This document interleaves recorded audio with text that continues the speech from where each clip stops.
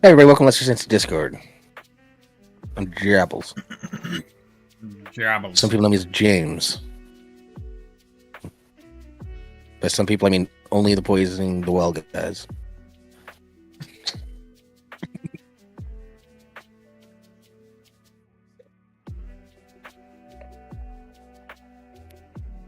Yeah, with me as always, Rimshee and Sir.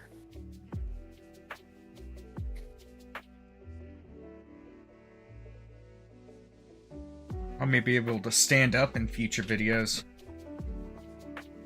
Nice. I'm swapping out my desk. Getting a standing desk? Getting a sit stand, yeah. Nice. It's slightly bigger. Hmm.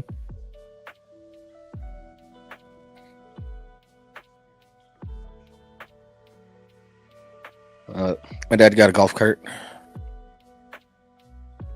Well, my uncle bought it for him. It's pretty sweet. It's charging right now. Just got in today. So I'll probably take that for a spin after the show.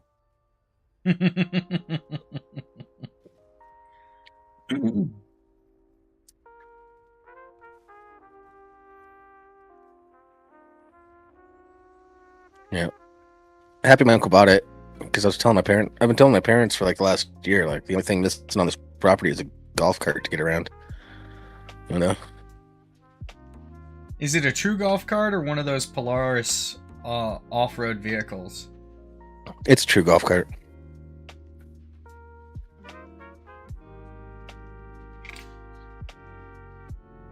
Yeah, that's the classic, but the Polaris off-road vehicles are definitely the better option.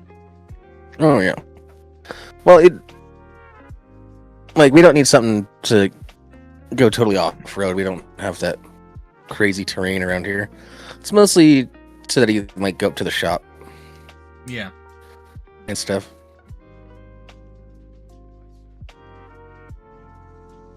He can't walk up there easily right now. Well, I get it. Yep. My mom's also getting him on to THC edibles, mostly CBD edibles, but there's a little bit of THC in them. Well, I mean, you can't get rid of all of it. Yeah. Not without So some my mom crazy has ass chemistry. Yeah, my dad hasn't smoked weed since he was like 19, so my mom has me testing the edibles for him.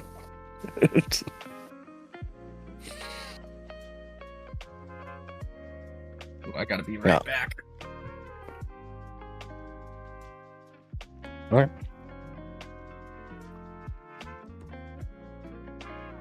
What's going on with you, sir? Much.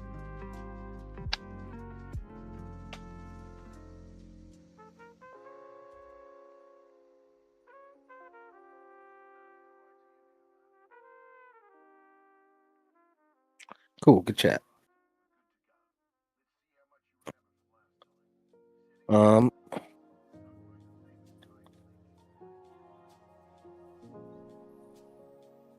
Well, since Rimshee's gone, did you see that they're making a prequel to Weapons? Yeah.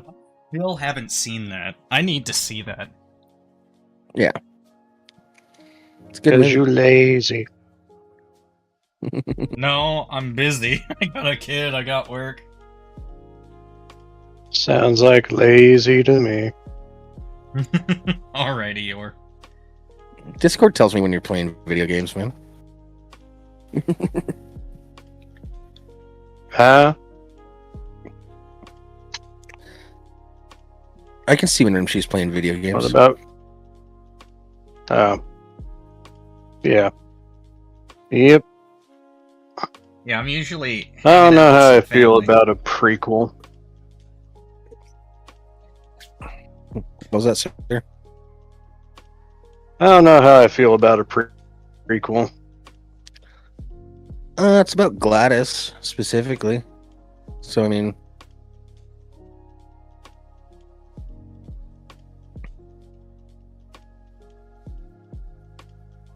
I'm kind of curious about her story. Yeah, but whatever they do, it's not going to have the same kind of catharsis. Not gonna have the same sort of punch. Yeah.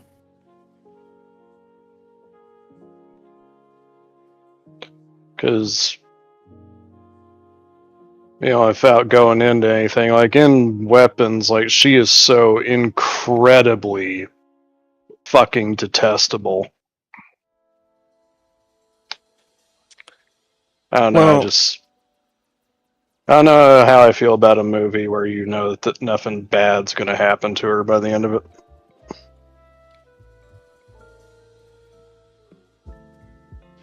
yeah, I don't think Well, anything bad's technically gonna happen you to don't her. know that. You just know she survives. Yeah. But like barely survives, so something bad might happen. I don't want to spoil anything from Weapons for Rimshee here. But Or any of our the other the viewers. reason she ends up in the town in the first place. Apparently he had written like her backstory and the reason why she's there. But it was cut from the movie initially just because it would have made the movie way too long and didn't really fit with everything else he was doing. I'm more interested to see what he does with Resident Evil. Resident Evil, he also has another movie called Flood that's coming out.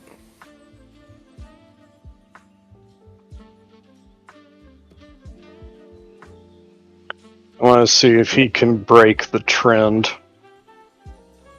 Yeah. Well, Resident Evil is supposed to be coming out in September in theaters. I might go to theaters for that. There's never been a good adaptation of Resident Evil. I know he's a big fan of the games. And I don't understand. It's so easy. It's just people in a house with monsters. I don't know how they keep fucking this up. It has to be big spectacle.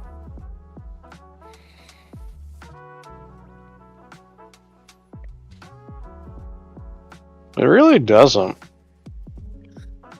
I know it doesn't, but it's not what the producers think.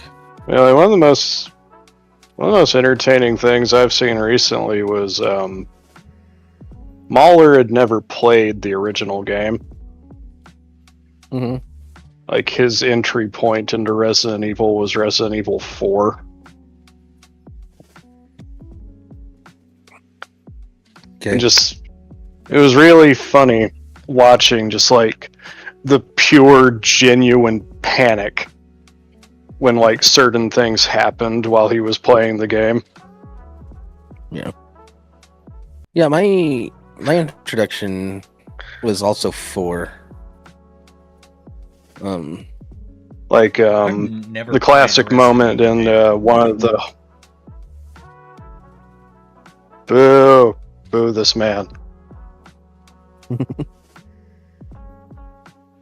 I only played Actually finished another playthrough of Resident Evil 4 last night. Yeah, I only played Resident Evil 4 one time. It was at somebody else's house. They had the game. They're like, "Hey, you want to play this?" And I don't know.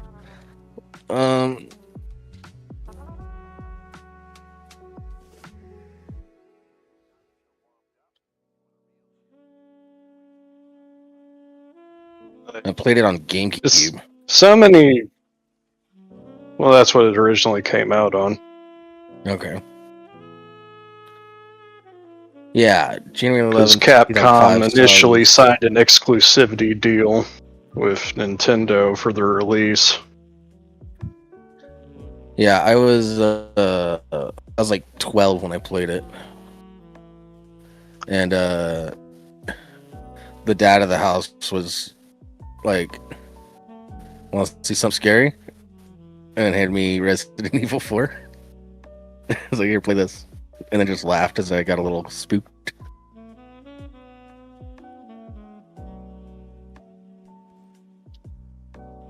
Yeah. Well, actually, Mahler's turns out his actual introduction to Resident Evil was the 2002 remake of the original game on GameCube.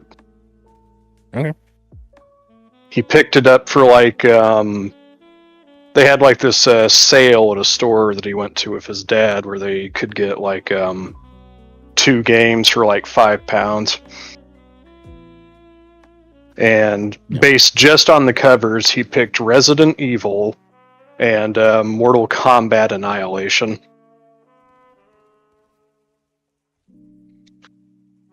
And he put Resident Evil in first. And he got as far as the first zombie, like ripping Kenneth's throat out, and shut the game off because it scared him so badly. Yep.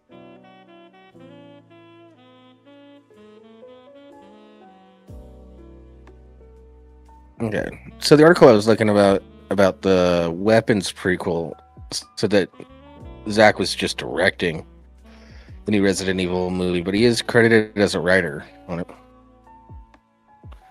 Yeah, and I heard him say on a live stream that he was writing it. So it says Kreger and Zach Shields will be writing the screenplay for the upcoming prequel. Yeah, no, I'm talking about for Resident Evil. Oh.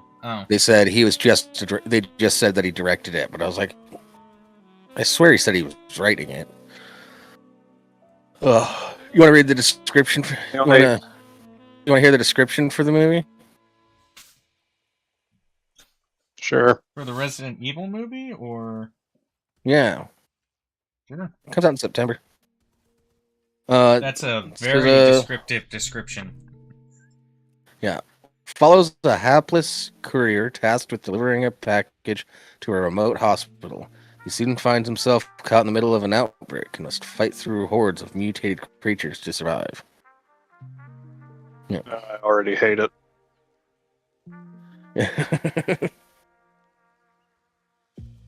I don't know. I'm going to be cautiously optimistic. Yeah. No, for me, that's enough.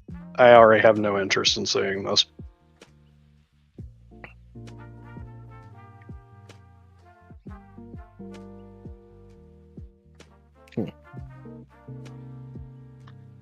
Well,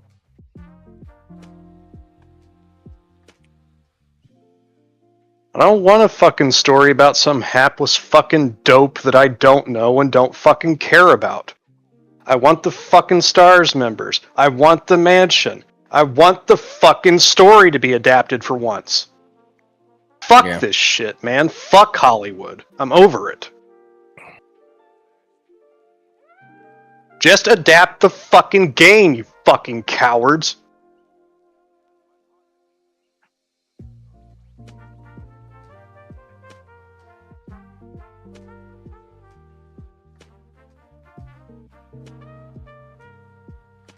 Tell us how you really feel. It is how I feel. Fucking done, man. I do not give a shit anymore. And no offense to Kreger, but I don't want to see your fucking movie, man. If you're not adapting the game, I don't fucking care. Fuck off.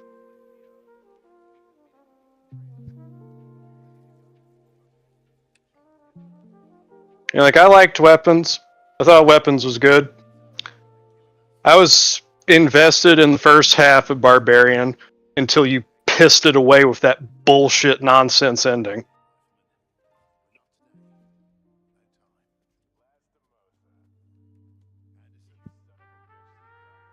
What, Inbred Creepy Lady? I hate how that movie ends. It doesn't make any fucking sense.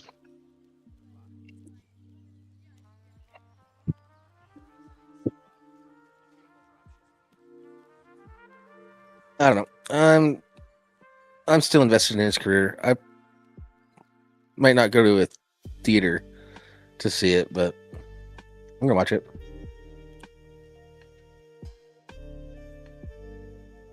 I also, like I said, I've only played the fourth one like one time.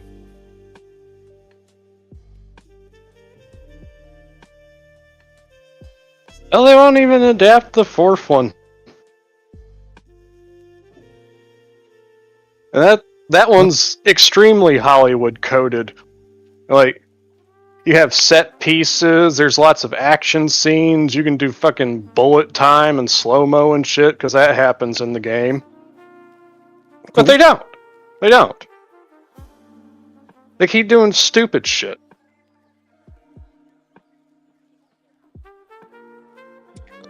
Well, next time he's live streaming, I'll chat in the comments for you.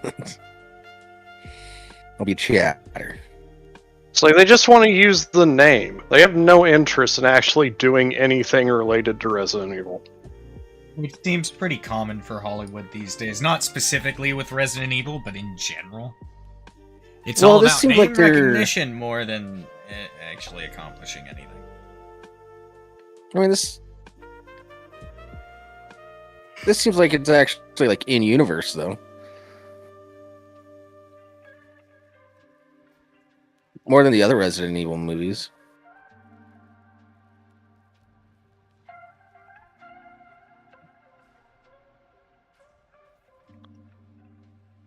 I don't care.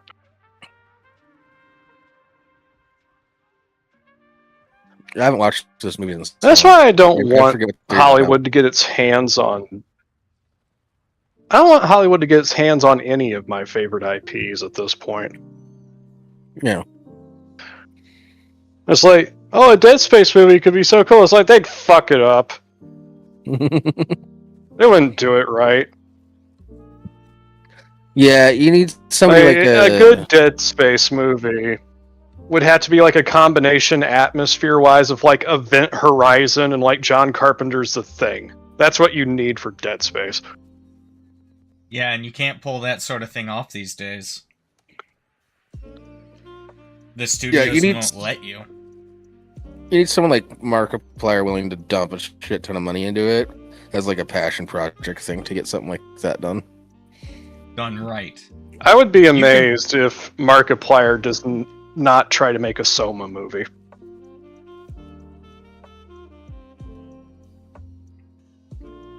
Yeah, I heard I heard the movie that he did make might be the next thing he tries to do. I heard the movie that he made was like not great, but it wasn't shit. I heard that. It has merits. Like, it's very clear that it's somebody's first time being a director / writer / lead actor. Yeah. Well, and it's also that movie, like, he's like solo through most of it, right? If not all of it. Yeah, it's pretty much him. That's a hard sub. That's a hard thing to act and direct for, because it's just like single location in the sub. Like, one of the main criticisms I've heard about the movie is that it's too long. This is not a film that needed to be 2 hours. Yeah, that's a Man, I miss a good like 90-minute movie. I haven't seen one come out in like a decade, it feels like. Like, don't get me wrong, I like longer movies, but if they're not done right or it's not conducive to the story, it's not worth it. Not every movie needs to be 2.5 hours. Yeah. Yeah, it was like Lord of the Rings did like 3-hour runtimes. And then everybody was like, oh, we can just do 3-hour runtimes for everything now. It's like, no. Be realistic. I don't want Like Lord of the Rings only gets away with that because they have enough content to draw from. Yeah. Yeah, it's like even as long as those movies are with the extended Titanic. God, I fucking hate most of Titanic. Yeah. My viewing recommendation for people watching Titanic is like start when the boat hits the fucking iceberg. You can ignore everything before that. I mean, you didn't cry when you watched Titanic? Do you even have emotions? Yes, but I don't waste them on stupid crap. Yeah. Well, no, like my thing is that like the best parts of the movie are when the ship is sinking. And everything that doesn't have to do with Jack and Rose, like watching the human tragedy that is unfolding as the ship goes down with no hope of rescue. And it's just like, it's compelling and it's heart-wrenching. My recommendation is don't just start when the ship hits the iceberg. You fast forward, you watch the Paint Me Like One of Your French Girls scene, and then you fast forward to the fuck end. That scene too.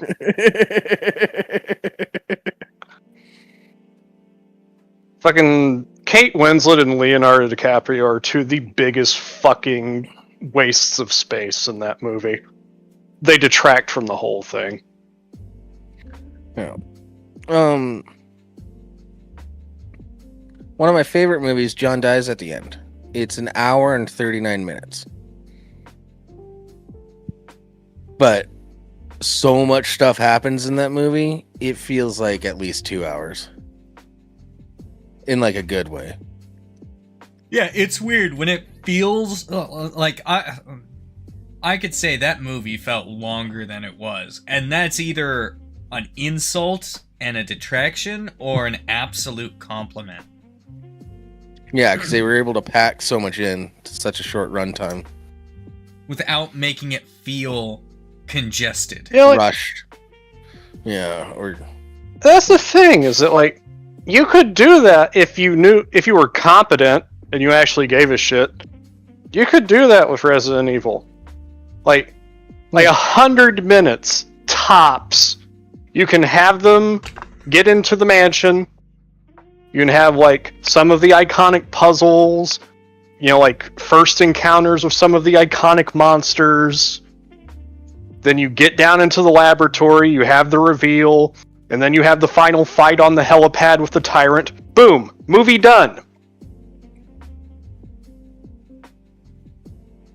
They fire a rocket launcher into his big, freaky ass, and then they fly off in the helicopter. Big explosion, movie over. And you can make that a tension-filled moment, too. It doesn't have to be a big old fight scene.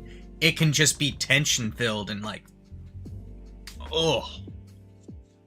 Even in the original game, it's like, you get up to the top and like you fire off the flare and it's like, there's the helicopter, we're saved, it's all... And then the fucking ceiling, like the floor of the helipad, like blows out behind you. And you just see the tyrant leap out and your heart sinks into your fucking shoes. Like, oh no!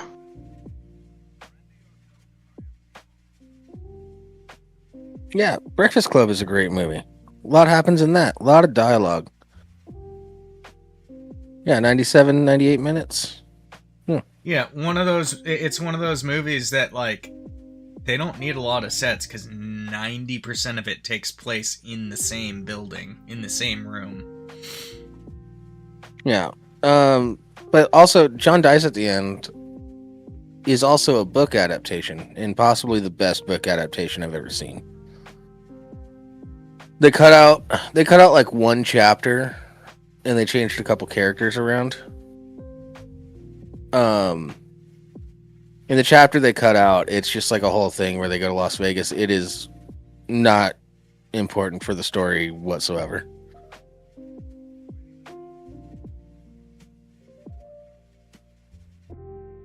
It was just a thing that happened in the book. And then Yeah, it's like how I wasn't offended by the fact that in Fellowship of the Ring they replace Glorfindel with Arwen. And it's just like, but Arwen wasn't the one that came to get Schroeder. It's like, well, yeah, she wasn't, but at the same time, it's like that's all Glorfindel really does in the book. Like he does that, and he's like there briefly at the Council of Elrond, and then you don't see him for the rest of it. And that's also a good way to like introduce. It's a good way to introduce Arwen and stuff, you know. Wait. Yeah. Especially with the what's this? A ranger who has let down his guard. I know I made the wordings wrong, but the same sentiment. Yeah. Yeah.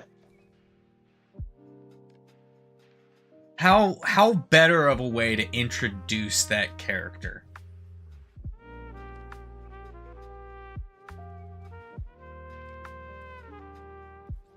And the fact like that she's just like not like useless. Like she doesn't just like sit on the sidelines and do nothing the entire time. Yeah. We support strong women in movies. Always have. Actually strong women, not girl bosses. Yeah. Yeah. We support the Sarah Connors, the Ripleys, everybody that came before. The movies are coming out now, and they're like the first female lead of an action movie. I'm like, what? Oh yeah, like who was it? Fucking what was that dumb bitch's Angelina name that was in Jolie the fucking Laura Hunger Croft. Games? She was great as Laura Croft. I love that first movie especially. I watch it all the time. Yeah, I mean, like you can argue like the merits of how good of a movie it is or not, but it got the important things is that she is hot as fuck, she is competent, and she don't give no shits. She's gonna do whatever the fuck she wants to do because that's what she wants to do. It's like, yep, that's Laura Croft. Yep. She's rich. She's raiding tombs. She has a lot of skills with guns and picking locks and stuff. Smart as shit. It's also the fact that like the reason why she's raiding tombs in the original games, it's like it has nothing to do with history or like putting things into museums like in Indiana Jones type. It's like she's just doing it because she fucking wants to. Because there's cool shit in there. Yeah. She's doing it because it's exciting for her. For the love because of the she game. Enjoys it. That's the only reason she needs. She's bored.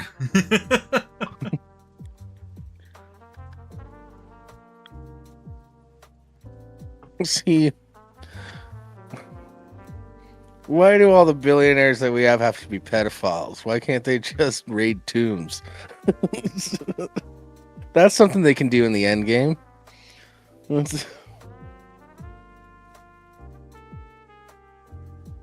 They should just try and find something crazy to do that's completely legal. That's everyone's just gonna be like, where the fuck did you come up with this, and why do I want to do it now?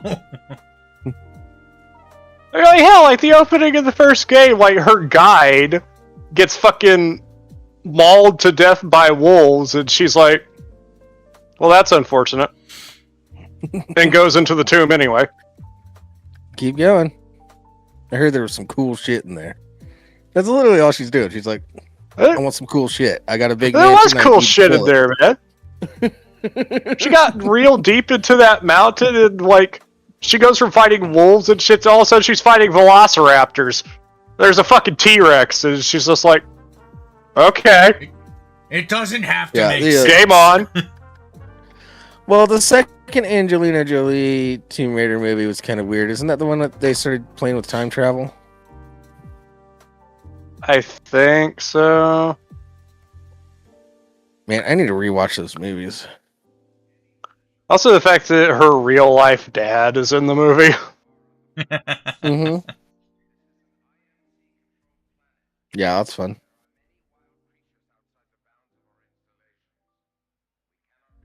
It's like, oh look, it's Angelina Jolie's dad playing her dad. I think it's sweet. I like John Voight. I don't mind. I kind of like stuff like that, you know. It's like there's a couple movies where Dad Sheen, not Charlie's dad. I'll be right back.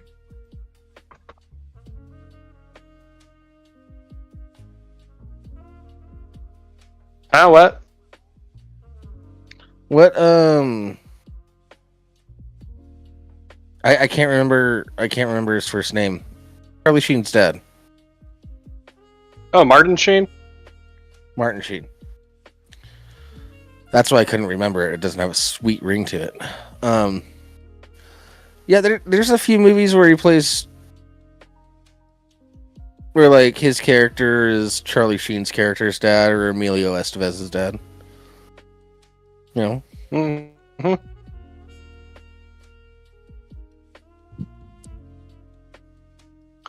Well, then you kind of had like the Vietnam parallels as well, because Martin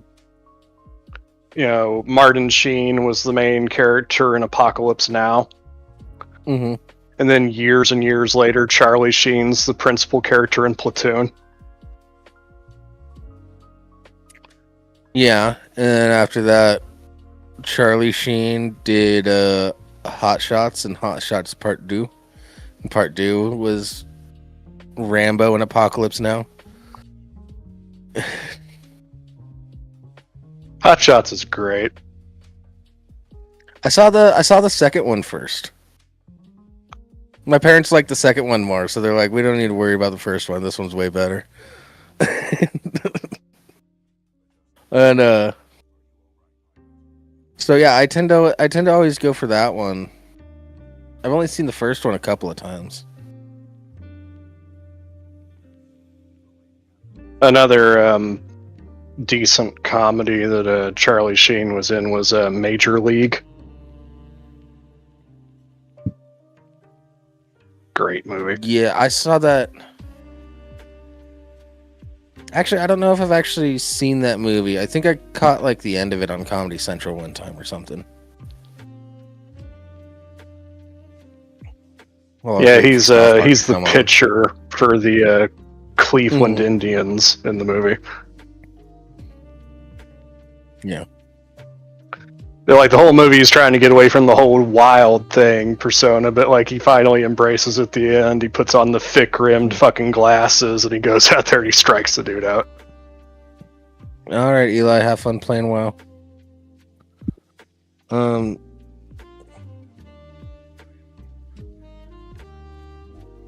Yeah.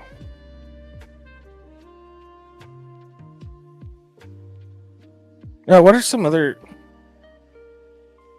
Have you seen the new Naked Gun? You'll always be the Indians to me, Cleveland, because Guardians suck. Have you seen the? I'm sorry. I don't know if we've talked about the new Naked. I don't know if we've talked about the new Naked Gun. Have you guys seen that? No, I haven't. I have not seen it. No. It's pretty good. It's nice. Yeah, that's like me, comedy nerd, went in ready to be critical of it. It keeps a lot of the same energy of the Naked Gun series. It's obviously there's like a more modern seasoning to it, but they have Liam feel. Yeah, Liam Neeson does a good job of. Liam Neeson's character is like the son or grandson of Leslie Nielsen's character. Yeah, and he does a good job of like. That's an he does a good job. Incredibly hard act to follow. Yeah. Yeah, and there's several times throughout the movie that they like pay their respects to people that were in the Naked Guns before them. there's a funny scene. You know how in like some cop dramas, like if it's the son of a if there's a son of a cop that joins the force and their cop died in the line of duty, there might be like a picture of him on the wall and they like talk to the picture and stuff. That sort of trope. There's a scene in The Naked Gun where it's just this hallway and then there's like 12 people just in front of all these pictures of fallen cops just talking to their dads. Okay, this sounds like something I want to see now. Yeah, go for it. I think. Well, that joke was in the trailer. Yeah. Oh, I didn't watch any trailers. I didn't want to be spoiled. I went in totally watched blind one for it. trailer and was very, and it was one we watched on the show, and I was very questionable on it. Oh yeah, that's the. Yeah, that's when like Liam Neeson's like the little girl. That trailer. Yeah, that trailer. Yeah, that's like the beginning of the movie.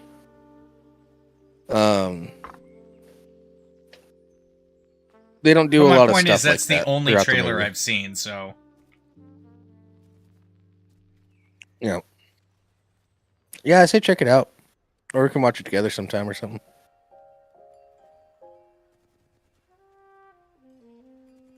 Maybe. Yeah, I miss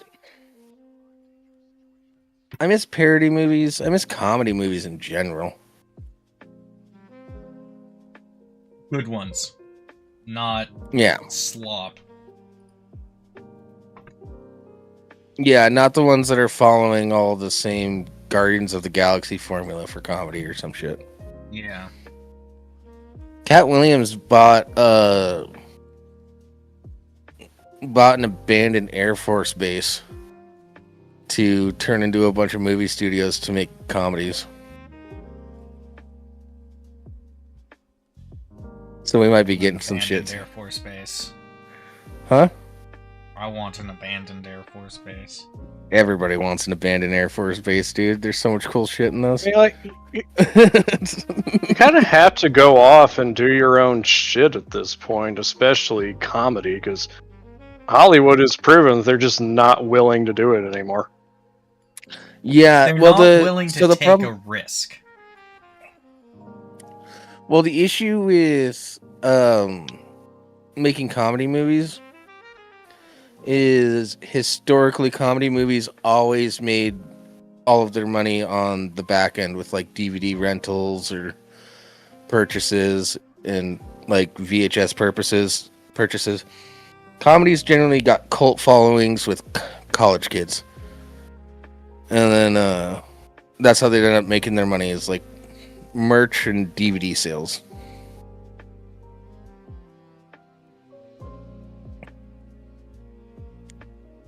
And then you've got Spaceballs 2 coming out. Oh yeah, that's right. Where's that at? I haven't heard anything about it since we saw the announcement. Last thing I heard, they had wrapped up shooting. Filming. Yeah. That's the last I heard. Yeah, principal photography is done, so. Okay. So they have some coloring, a lot of editing left to do. Maybe some reshoots, but it's Mel Brooks. Yeah, it's all back end stuff. It's Mel Brooks. I don't think he's gonna need a reshoot. Yeah, like Avengers Doomsday, which they've already confirmed is looking at least 2 whole months of initial reshoots. It's like, Jesus Christ. Initial reshoots. Well, Mel, okay. This is something. I think one issue that we have with like modern movies is that everything's digital, so you can reshoot everything as many times as you want, There's like no motivation to just get it done on the first try. Yeah. Because you can have as many tries as you want. When they used to make movies on film was expensive. That's why it was expensive to go to the movies. Like, there's an even bigger problem that's infesting Hollywood lately.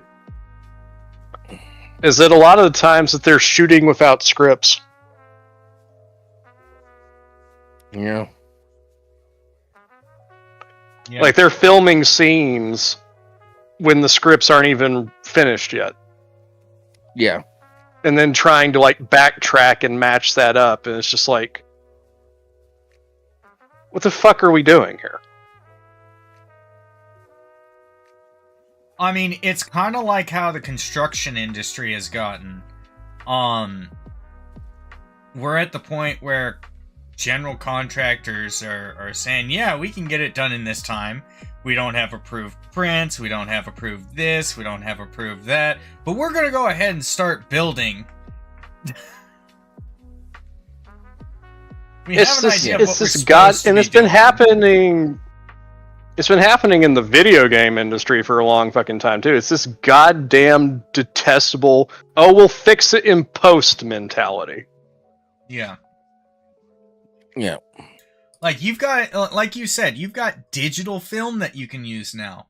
Instead of trying to fix it in post, why don't you just shoot it again and again? Because at this point, film is cheap. The time of the actors is cheap if they're already there. Having them come back out for reshoots is gonna be more expensive. I was going to say, you know what costs more than filming the fucking movie? Having to refilm the fucking movie! Yeah.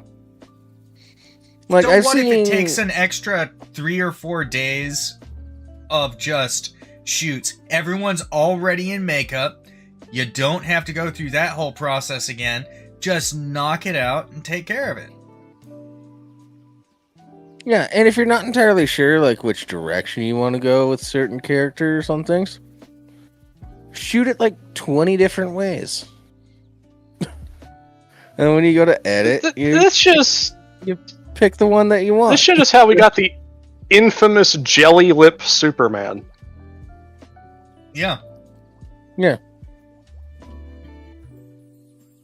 Although the story behind that is hugely funny. Yeah. Oh, by the way, just need to put this out there. Hey, Henry, we need you to come back and do this. And he's like, I'm not shaving the beard. I'm not doing it. Contractually obligated not to shave the beard. And I just want to put this out there. Henry Cavill, if you ever hear this, we are your #1 supporters. We love you. This isn't on you. This is on the studio that made you go jelly lip. Yeah, totally on them. You're fine. Yeah. As sure, you're Henry Cavill. Henry Cavill is going to be one of the greatest, like, what ifs among actors probably ever. Yeah. Because Hollywood fucking buried him. And didn't utilize him when they could have. Like, just, like, think about it. It's like, you know, if they had, like, actually, you know, like, let him be Superman and, like, actually good Superman films, and, like, had kept him on, instead of, like, oh no, we got James Gunn now, we're going to completely redo everything. By the way, how's that working out? How's that working out? Because that movie didn't do well. It didn't do well.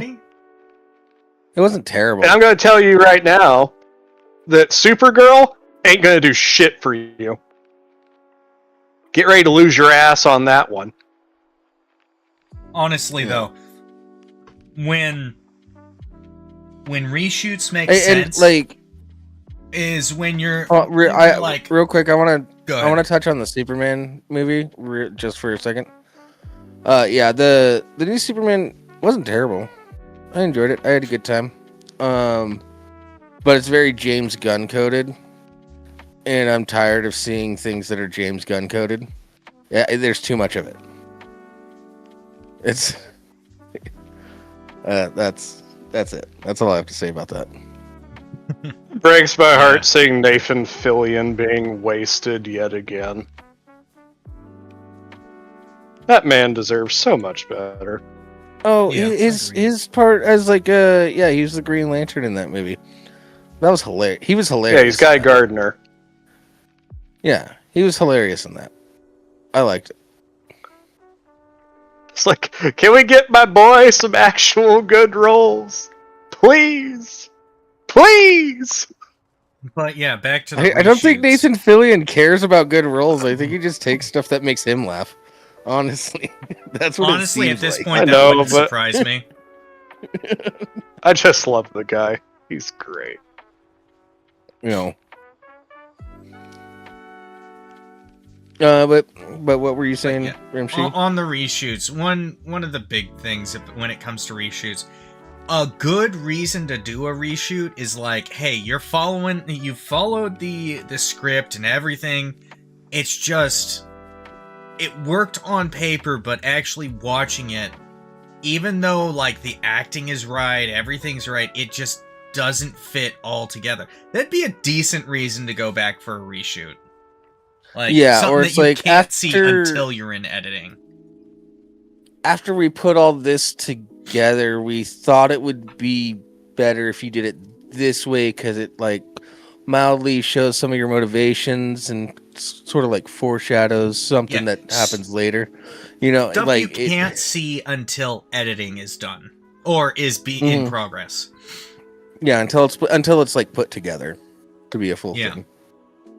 Not that, like, we filmed this before the script was finished, but now the script doesn't match and we need to do it differently now, so we need to call them back, and it's like, fuck, man. Yeah. It's shit like this, which is why movies are so expensive these days.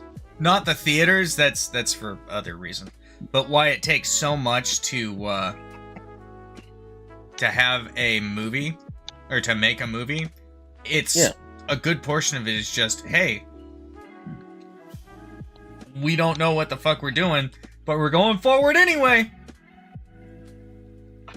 Yeah. Well, the reason that Plus with theaters reshoots- had to keep increasing their prices is because Hollywood is shit.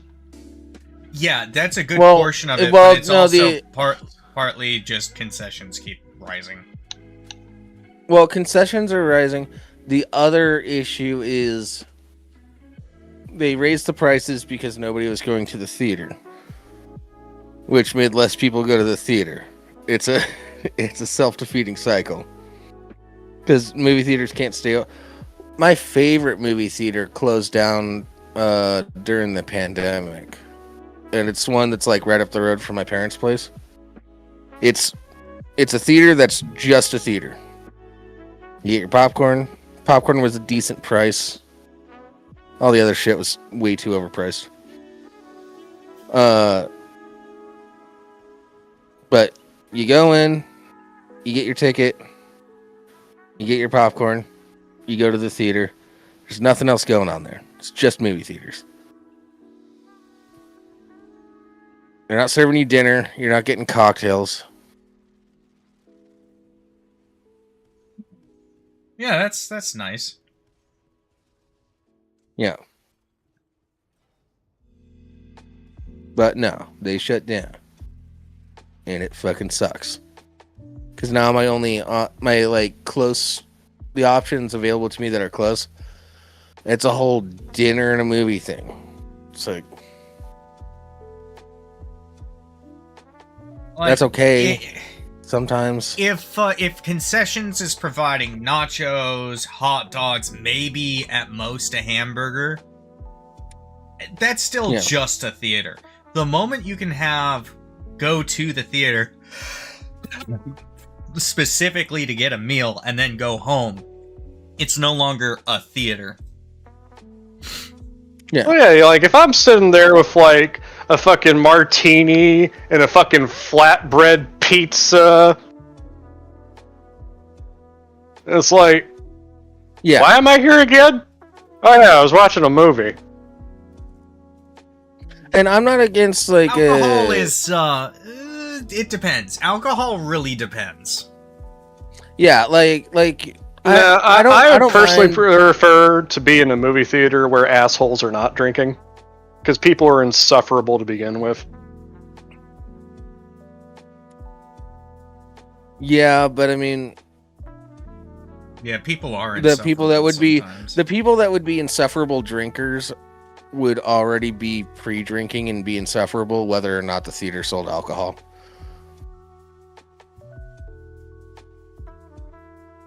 How many drinks are you gonna have in 2 hours? Have you? I mean, you can have a lot. Also, it's just like, have you been to my like any of apartment? those fucking assholes, and you know who you are out there. I'm talking to all of you. If you're the They're type of probably not asshole that's ever like just snuck in an entire bucket of like fried chicken into a movie, go fuck yourself. You're a piece of shit. I understand sneaking in a sandwich. I hope you choke on those fucking bones. Worthless cocksuckers. I understand sneaking in a sandwich and various other snacks. But, yeah. Like, yeah, I've snuck shit into theaters. I will fully admit it. Like, I have certain kinds of sweatpants where I can slip an entire 20-ounce bottle of Mountain Dew into it and you wouldn't know the fucking difference. Yeah. My mom would always carry a big purse to the movie theater when we would go, and she'd have fucking candy and other snacks hidden in that son of a bitch. Yeah, of course. Because the only things you should be paying for at a theater are fucking the ticket and some movie theater style popcorn. Because no matter's like, oh, you could pop it yourself. No, it's not the fucking same. It's never going to be the fucking same. Anyone that tells you that is fucking lying to you.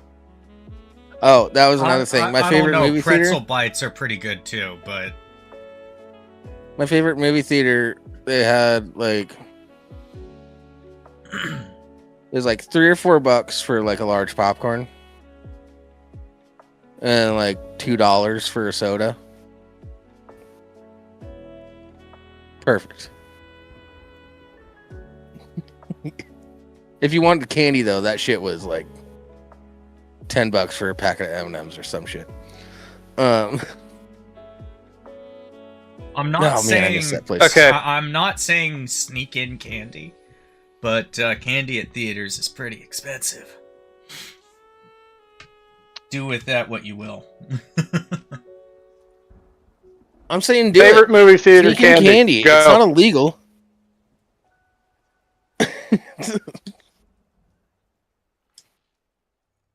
It's against theater policy, but it's not illegal. Sneaking candy. Fuck it. But yeah, and we did. But favorite movie theater candy. What is it? Go. Oh, I'm a Mike and X guy. Sweetest fish. Interesting. For me, it was either Raisinets or Snow Caps. I was gonna guess Snow Caps for you. Yeah, same. Snow Caps or lemon drops. I You love seem like Snow a sour Caps. kind of guy. They're really good. Fuck you. I love you too, man. I don't. Yeah, I'm Mike and Ike's or Sour Patch Kids. Those are the things that I like. Like, there is one premium option, because like my theaters are like AMC. That's where I go. Yeah. There's like one premium option at AMC that I will occasionally go for, and that's their gourmet popcorn bucket.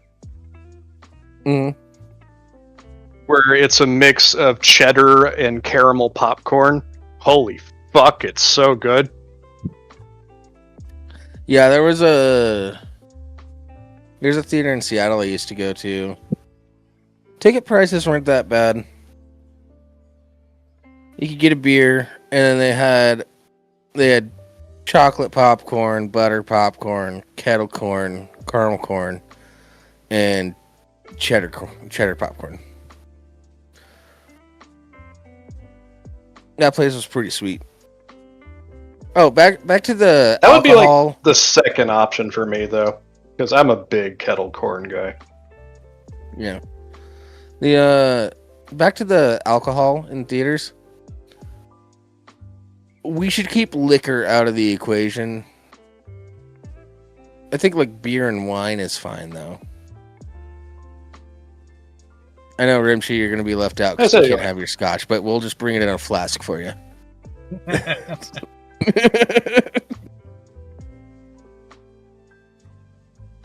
I'll have a pocket with an ice pack that keeps a round ice cube cold, and I'll bring a glass for you. I was actually provide the expensive liquors. That way, it's not something that you're gonna sit there going, "I'm drunk now." I actually thought of Rimshee the other day. Yeah. Because I was at the grocery store, and as I was walking out, I saw like you know where the ice is at the front of the grocery store. Well, they had a new display there, and like they had these boxes of like pre-made sphere ice. And I was immediately thought of Rimshee and his fucking scotch habit. I don't drink all that often. I just like scotch when I do drink. Yes, as soon as I saw those ice spheres, it's like, oh, Rimshee.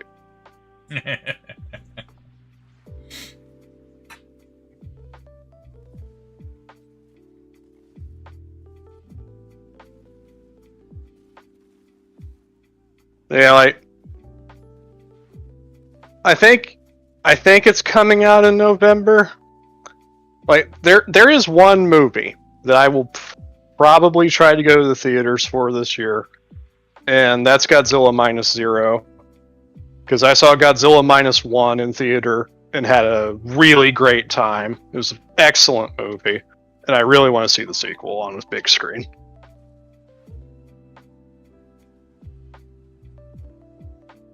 Yeah, I could see that.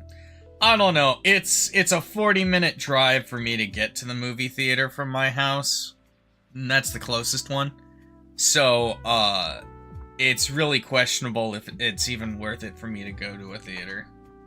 And then you tack on the it's not that far for me. And would have to probably I can get to a theater with AMC Showplace 17, and it's got multiple theaters. It's got an IMAX screen. It's like 10, 15 minutes at most from my house. That's pretty cool. I have a theater. There's a theater in Spokane called the Garland, and they do like when everything else is out of theaters, they get some reels and they show the movies there. It's like on Tuesdays, you used to be able to get in for like $1.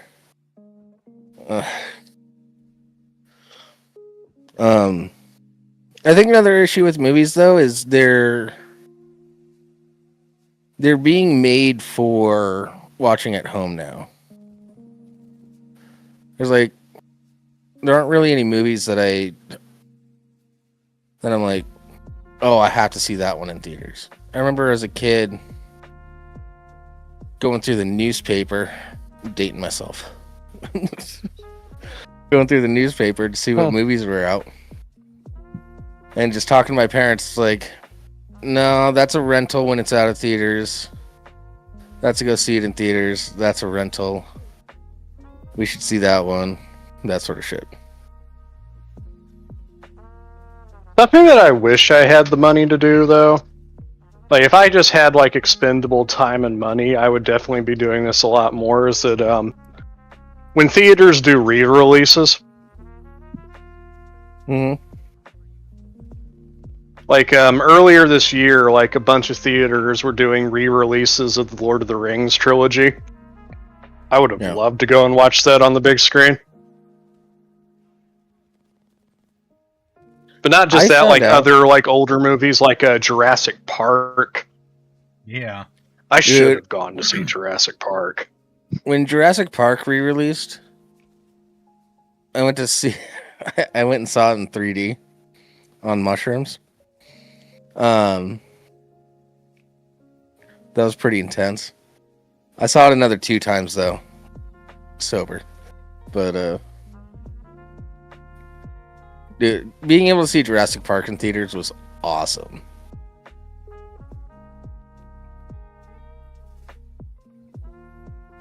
Yeah, because like, Yeah, I do remember, like, you know, I saw Jurassic Park 3 in the theater. I know I saw that. I haven't seen the original. Would really like to do that. I remember seeing the first Harry Potter film in theaters. That was a great experience. I wish I could have done that. I don't remember if I saw it or at home. But Harry Potter is also not my thing. Not to the same level as plenty of people we know. Yeah. My first actual time seeing a movie in IMAX was my dad took me downtown to the IMAX theater downtown, and we saw Batman Begins. And that was great!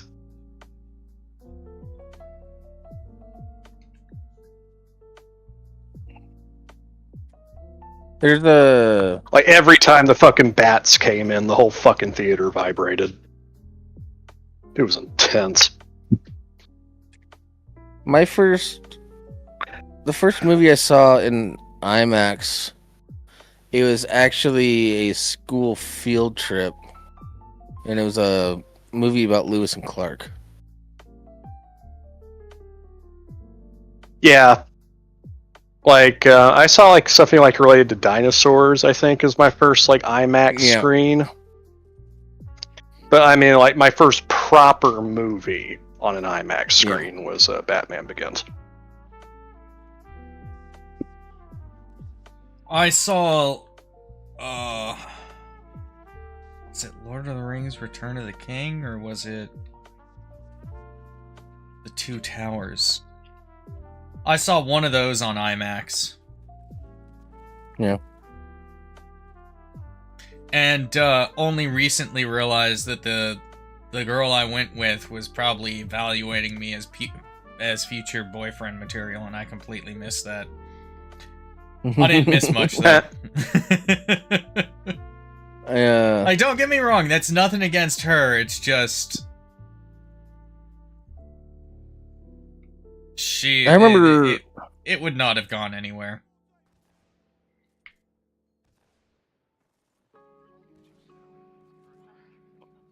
I remember when Fellowship of the Ring came out, like, my parents went to go see it. Because it came out in 2001, so I was like 8. And then... Yeah. I did see Fellowship in theaters when it came out.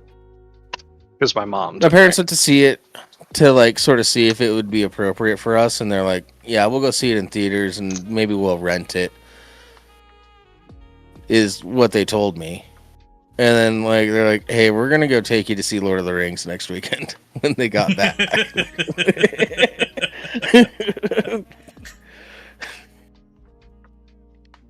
Yeah, that's the sort of thing where it's just like, oh, okay. Yeah, because, like, it's not just the screen effect. The Balrog just fucking hits different on a movie theater sound system. Yeah. Yeah, and... Yeah. Especially, like, Fellowship of the Ring, it's not really that violent. Like, it's a lot of spectacle that's going on, but it's not really that violent. There is violence, but it's not violent. Yeah. And yes, there is a difference. Yeah.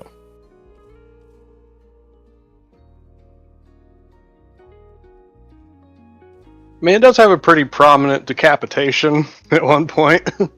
A couple of them, actually. Yeah, but that's like at the very end. And it's not like super gory. I mean, I'd seen worse shit on cartoons at that point, so. But no, like, I think it was more the context. You know, like when Lurtz gets that fucking dagger straight through his thigh, he just pulls it out and he fucking licks his own blood off of it. It's like, oh! Yeah. Yeah, it was pretty intense. Shoutouts to Viggo Mortensen for not dying when filming that scene. Yeah.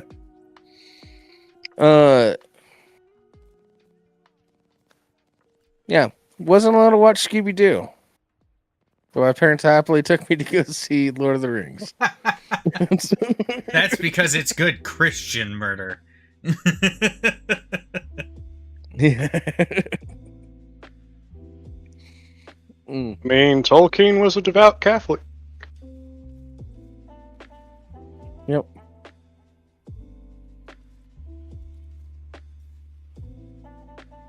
I don't think any of that mattered. And,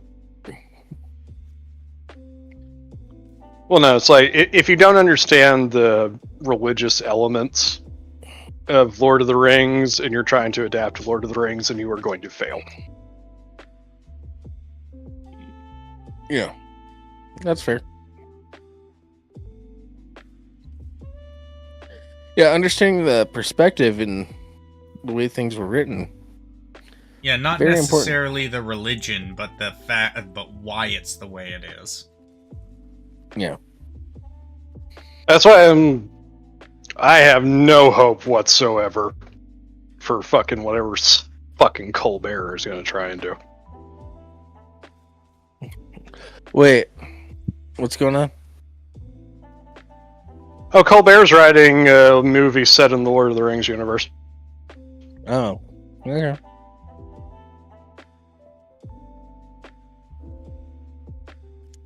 Well, he's a Catholic. And a super Lord of the Rings nerd. I don't know. Might not be terrible. Well, it's set after Return of the King. I have Why? even less faith than I did before. Things were good.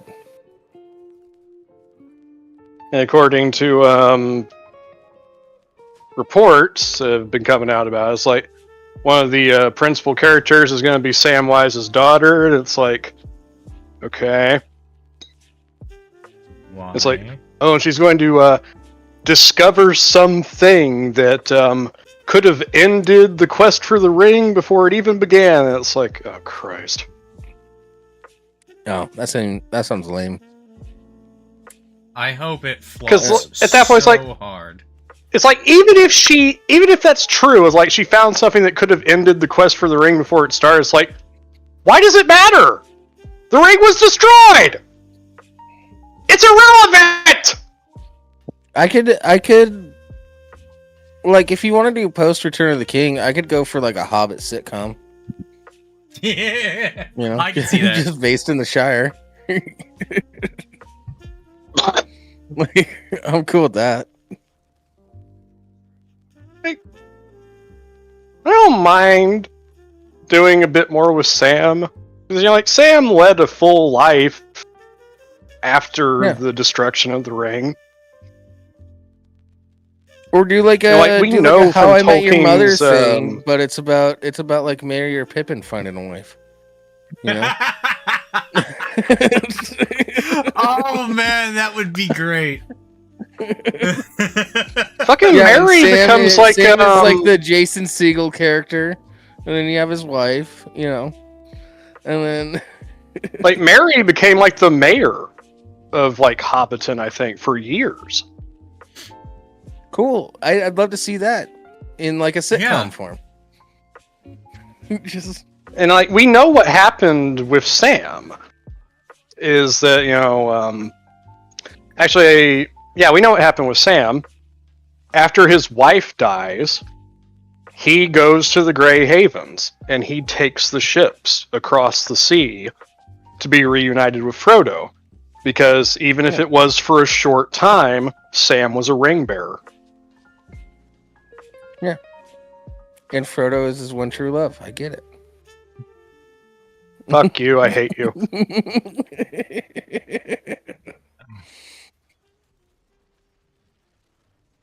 Shut up, Jables. No, it was his best friend. Don't besmirch their love. Yeah, I think the better bro one actually is that when Legolas finally takes the trip to the Grey Havens, he takes Gimli with him. Yeah. Oh, that's cute. I like that. Gimli, who by that point is a very old dwarf. I can't leave without my bro. I get it. Dude, that one scene in the movies where Gimli's like, I never thought I'd die along the side of an elf. And Legolas is just like, how about alongside with a friend? It's like, that little thing always gets me. I could do that. Yeah. I mean, it's so of course in real life. That moment at Helm's Deep. Yeah. What's happening? Shall I describe it for you? Or would you like me to find you a box?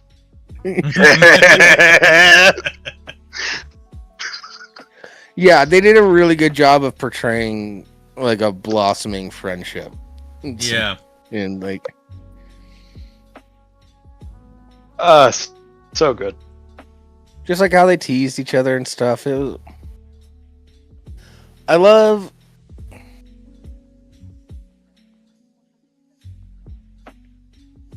I love seeing well-written friendships. They aren't especially common. Specifically the blossoming ones. Yeah, like how friendships are formed. You know? Yeah. Like a friend of mine who I might be having lunch with tomorrow if my work gets canceled.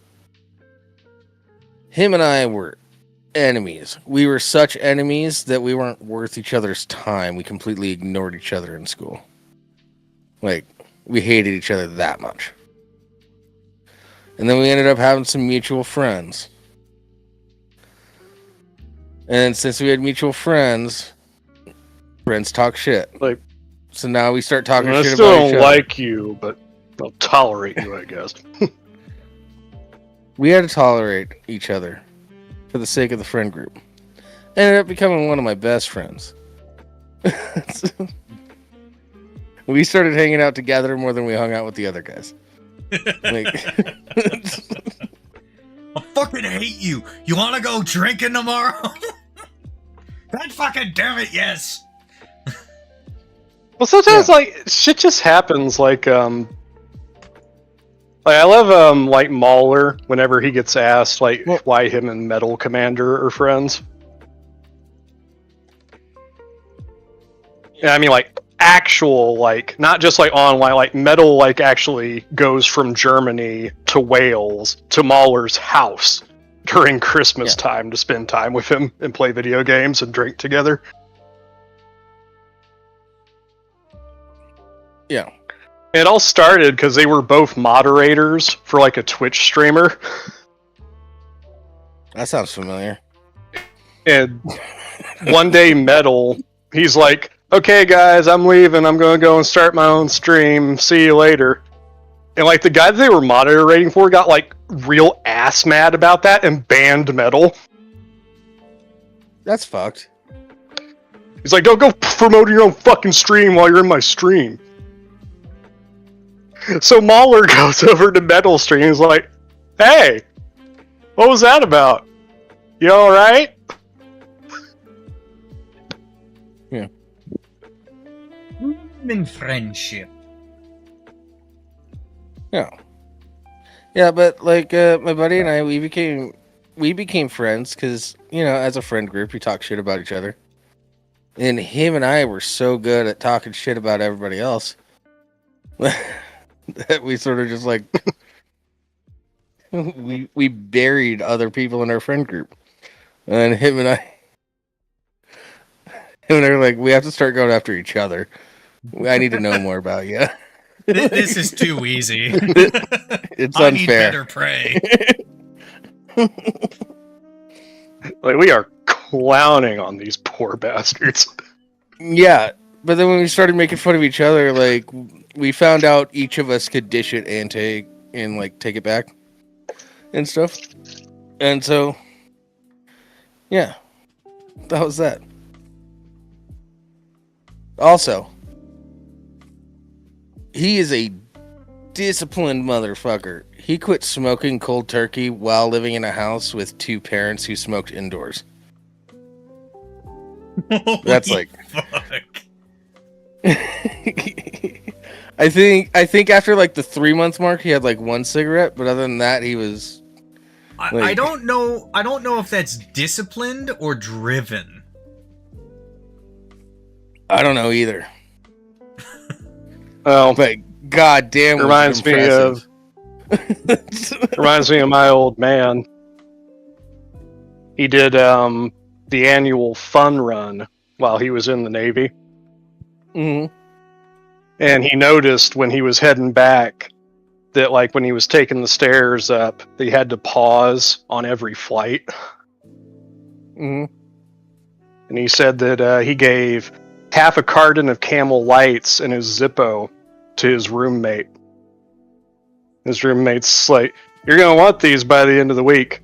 He never touched cigarettes again. Yeah. Hey, some people, when they're done, they're just done. Yeah, nothing wrong with I talked to him about it. He said the 3rd day and the 3rd month. Those are the worst ones. Those are the worst times for like the cravings and stuff. And of course, he went around and did something even more impressive later in his life.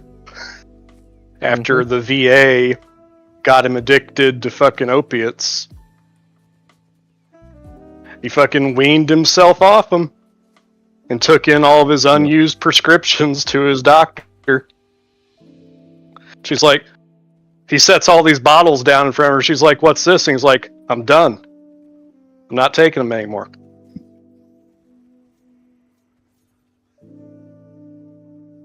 Yeah. That's pretty impressive, yeah. We're working on weaning my dad off the opiates right now, getting him into edibles. Yeah, hey, if it's the right as somebody choice, who has right seen choice. Someone go through opiate withdrawal, it's not pretty. Yeah, I've gone through opiate withdrawal because when I had surgery and I had to have like tubes put in my chest to drain fluid and shit. After my surgery, I had fentanyl that was being injected straight to my spine with the push of a button. And then, yeah, that's not after they took. That's not a quick road to addiction. Not at all. It was pretty sweet. I will say that. Yeah, like my mom, like she was watching Breaking Bad for the first time with my brother. Mm-hmm. And she was watching the scene where Jesse does heroin for the first time. Yeah. She's like, "I don't understand why anybody does that."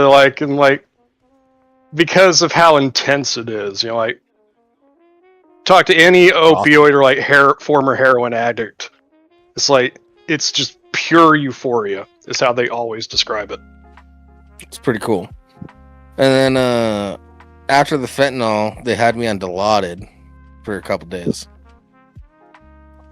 And then when they were gonna release me, they're like, "All right, so you've been on fentanyl for a few days, and you've been on Dilaudid for a couple days.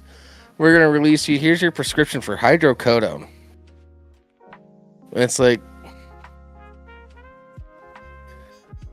you're bringing me from a 10 to like a 1. That's like a Tylenol 3. You can get a Tylenol 3 over the counter in Canada. That's yeah, I refuse to take opioids of any sort. Like, mostly because they give me the absolute spins and I can't stand taking them. Not necessarily because they're that's addictive. Fair. Yeah, I was only on opioids for a very short time after having my wisdom teeth removed, which the guy that did that was a fucking hack. He messed me up good. Yeah, and they didn't even give me the right amount of gas. I fucking woke up during the procedure. Jesus Christ. I was terrifying. Awake for my entire. The guy's like, close your eyes. You know. But yeah, like they gave me Loratab and Vicodin. And I only had one of the Vicodins because I was in so much pain, but I took it on an empty stomach, and that was a mistake. Yeah. See, that's funny, because I can take Vicodin or Norco or anything like that. Vicodin no problem. Full stomach, empty stomach, doesn't matter. The moment I hit opioids, the spins. Well, wait, for those that don't know, Vicodin is just a brand name for hydrocodone. Yeah. It's an opioid. Yeah. But when I got out of the hospital and I was out there and like I wasn't on the fentanyl or the Dilaudid and I just had some hydrocodone, my mind started making like phantom pains in different places in my body. Mm-hmm. That's fucked up. Because your brain wants its fix. Yeah.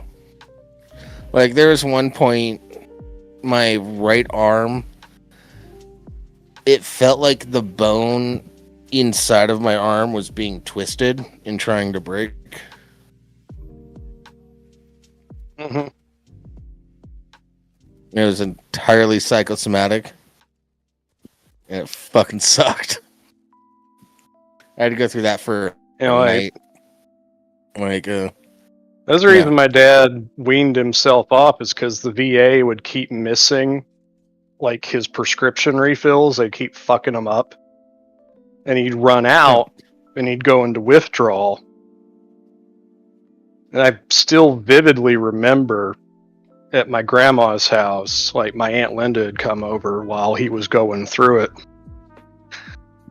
and just like seeing the strongest man I know, like in tears, curled in on himself, and my aunt asking him, what can I do for you? What can I do for you? And him responding, fucking kill me.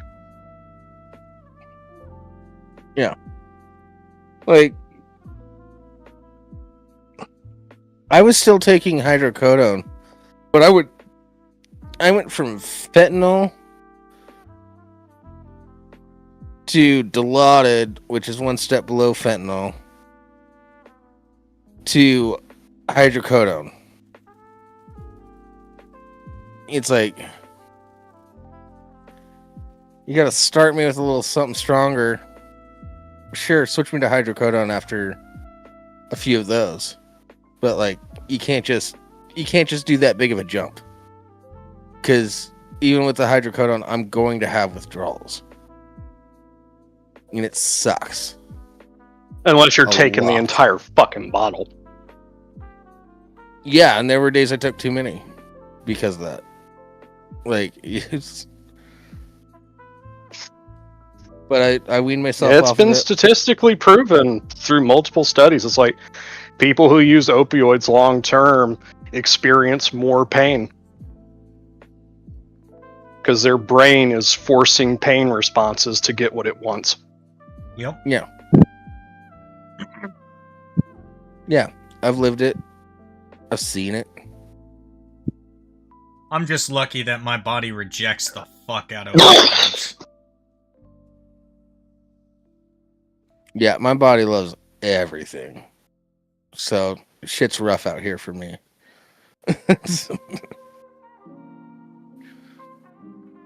I'll just stick with my beer and trying out these edibles for my dad.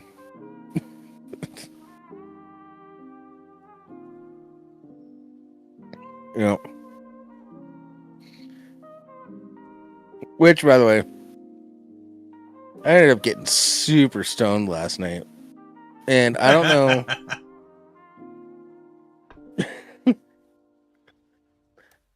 I don't know if you guys can understand this metric that I came up with. I wasn't like super stoned, but I was high to the point where I wanted to play Need for Speed Most Wanted and watch Fast and Furious movies at the same time. Need for Speed Most Wanted is so good. Yeah, it's a fun game. Like, I had to go out of my way to like try and find a copy of that so that I could play it again. Yeah, I don't have a copy of that, but I do have Need for Speed Hot Pursuit, which is not as good. Most Wanted is such a good game, though. Yeah, it's like Need for Speed for a while. Like they had like 3 like back-to-back absolute classics. Yeah, in my opinion. Well, actually more than that, because you had Need for Speed Hot Pursuit 2, then you had Need for Speed Underground and Underground 2, and then Most Wanted and Carbon. And it's like, god damn! I never played Carbon. Most Wanted was my favorite, though, back in the day.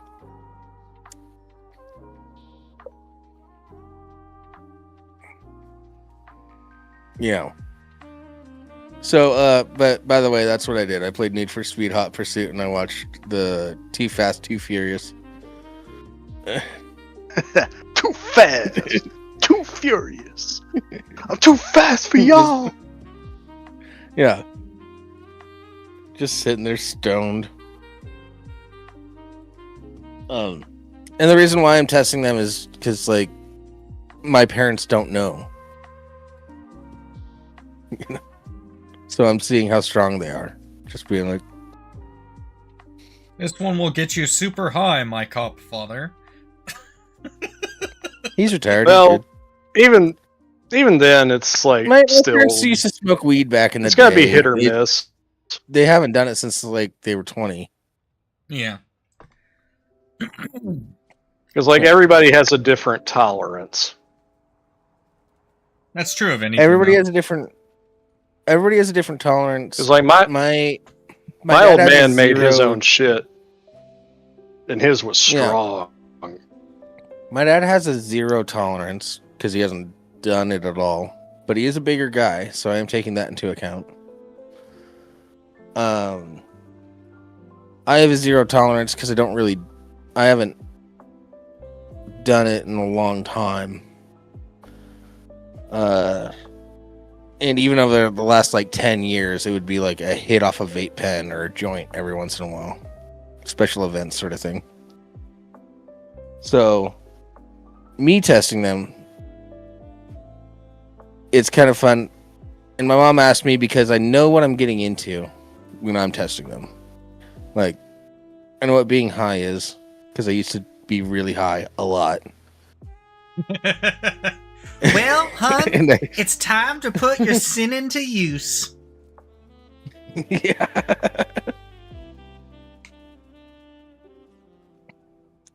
My parents were never like really anti-weed. They were anti-weed because it was illegal. And they really like skirted around how mad they would be at us if we smoked weed. It's like, I don't know, we did it. Is sort of their mentality about it.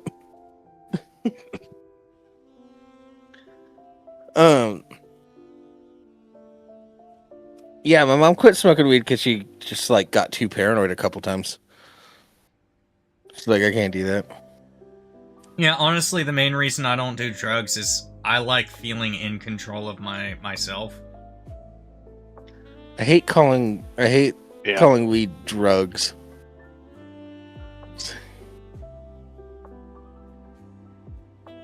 Like, I it is. Get it, but I mean, it is a drug, but it's like, especially with how many places it's legal now. Like, yeah, it's probably the single most. It feels like calling Tylenol criminalized. It feels like calling Tylenol drugs. Well, Tylenol is a drug. It is, but I'm sure you take a Tylenol. And the difference between Tylenol and No, I Well, don't the thing use is, the Tylenol. difference It between doesn't really Tylenol work and for weed me. is... Unless What I was you going to say combine is it that with difference between Advil. Tylenol... God damn you! What I was saying was that the difference between Tylenol and weed is that Tylenol can actually kill you. Very easily. Yeah, it can. Yeah. But yeah, Tylenol doesn't seem to work for me unless I'm also taking not aspirin, Advil with it. That's ibuprofen and acetaminophen. Well, the thing is, yeah, a lot of people don't take acetaminophen for the right things. Yeah. Yeah. Because the way the acetaminophen, also known as Tylenol, to a lot of people works is by blocking nerve signals to the brain. Whereas ibuprofen and naproxen sodium and aspirin, they're anti-inflammatories. Yeah. Yeah.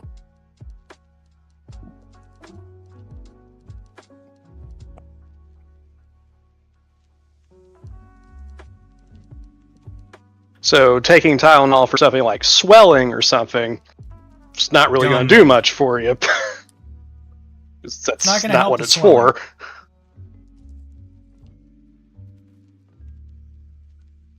Are you saying that ibuprofen will make my dick soft? It'll reduce the swelling. You mean it hasn't already? I don't know. Anyways, oh no, I haven't looked in a while. Yeah. My mom had me try one gummy last night. I'm gonna try this one tonight. Let's see how that one is. It's for my dad. It's not for me, guys. Oh, the sacrifices. I get no benefit from this whatsoever. I had a pretty good time last night, not gonna lie. But I got the munchies like a motherfucker. It was nuts.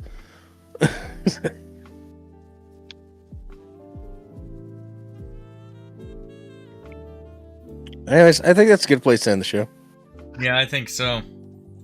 Jables, Your mom take comes us in, in. it's like, Here why first. are you rating the fit? Always soft. Your mom comes in, it's just like, why are you rating the fridge? It's like, Mom gave me weed!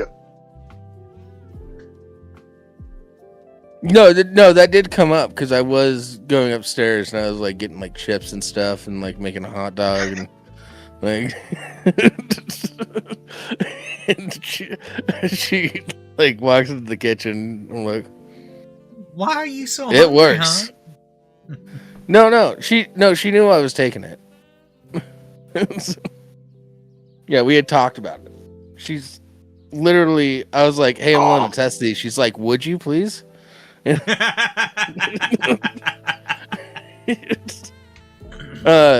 no, like I'm serving myself stuff. I'm like getting a bunch of food together, and my mom comes in and she's like, "It's working, huh?" I'm like, "Yeah, it's working. I'll give you a full update tomorrow. I'm gonna go play video games."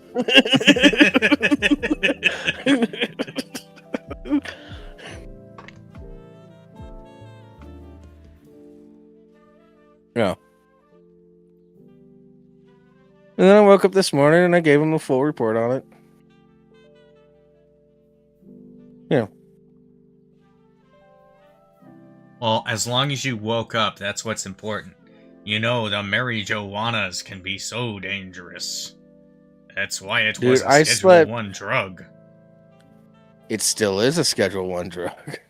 Didn't they take it off Schedule 1? Nope. It was still Schedule 1. You sure?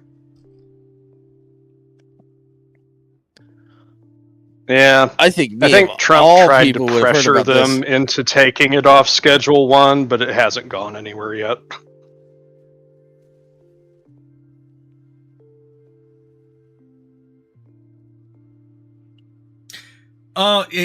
Following a December 2025 executive order, the federal government is moving marijuana from Schedule 1 to Schedule 3. Okay.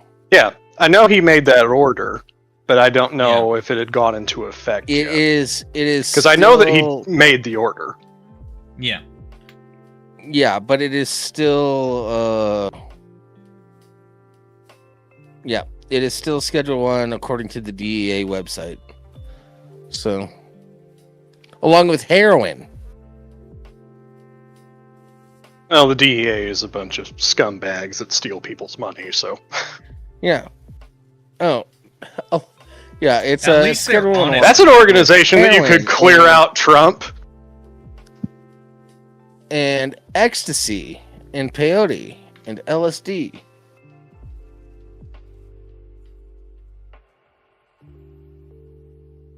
Schedule 1 just means there's no valid medical use, which is bullshit. Like, not even... Which not is even- a lie! Wait, not, It it, is- it means it is it's not even worthy verifiably- of testing. So, you know, any Schedule 1 drug is automatically suspect as to whether or not it belongs in Schedule 1. It could belong in Schedule 1. Legitimately, it could. But until we've done the fucking testing... Here's the thing. Even while it was Schedule 1, if you were a big shot scientist, you could still do some testing. Yeah. It's just you had to go through a fucking painstaking government fucking rigmarole. Yeah, honestly, I think Schedule 1 should be testing limited. Well, because there's never going to be a drug that comes out. There's never going to be something on the drug schedule that has legitimately no medical use that we can say with absolute certainty. We could say, as far as we know... Hold on. The reason it's stupid, and I'm not even going to get into peyote because there have been tests done, and it does help, especially with psychological problems. But no, like, we've had medical marijuana in this country for years now. Yeah. It is prescribed by doctors. It is proven that it has medical benefits. And yet the DEA still refuses to take it off Schedule 1. Yeah. The testing is being done. The DEA is just a bunch of cocksuckers. Yeah, Washington State and California were the first to make it medically legal. And even then, sometimes the federal government, the DEA, would come in and bust those legal in-state grow operations or for the longest time dispensaries. For the longest time, there was like one guy in the U.S. who had legit federal government permitted marijuana. They used to sell them like film canisters filled with joints. Yeah. It was like that big. It was like that big. They give them like 100 joints at a time, like every month. But the fact that there is a person out there who uses this for medical purposes that you approve of automatically means that, hey, that Schedule 1 bit you're talking about, questionable at minimum. But that guy was granted that special permission. There were a couple other people. I think they died, but he lived. But the reason why he was granted that is because it's a special federal consideration on whether or not Schedule 1 should still be a thing. And keep in mind, we're talking about this guy got this in the year 2000 or 1995 or some shit like that. Like, he's had it for a long time. Or he had it a long time ago. I don't know if he's still alive. It's questionable if it's Schedule 1 or if it belongs on Schedule 1 or not. Yeah. Like, legit federally approved medical use, that it being Schedule 1 is automatically questionable at that point. Yeah, like, DEA is dog shit. Disband the DEA. Ban the ATF. Yep. I fully agree. So hydrocodone is in Schedule 2. I'm fine with putting weed in Schedule 2. Yeah, but it's going to Schedule 3, which is kind of cool, I guess. I don't know, I'm not a pot smoker, so it really doesn't affect me too much. I just like to see the government getting out of fucking people's business. It affects the people that are in states where it's not legal yet, which is like 12 of them. Yeah. Yeah. I stand by my statement. Including mine. Which, my state will probably be the very last to legalize because of a certain pharmaceutical company that's based here.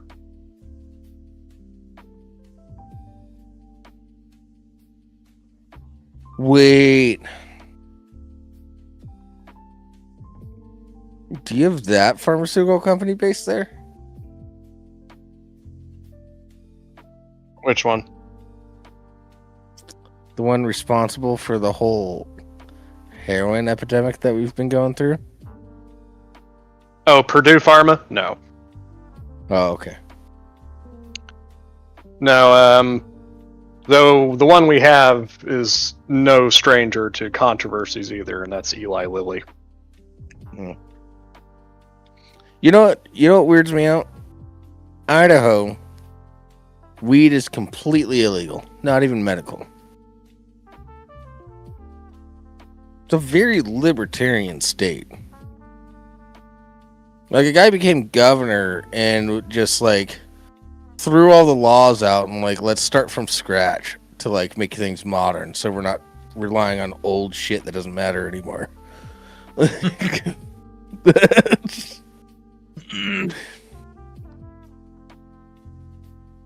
Yeah.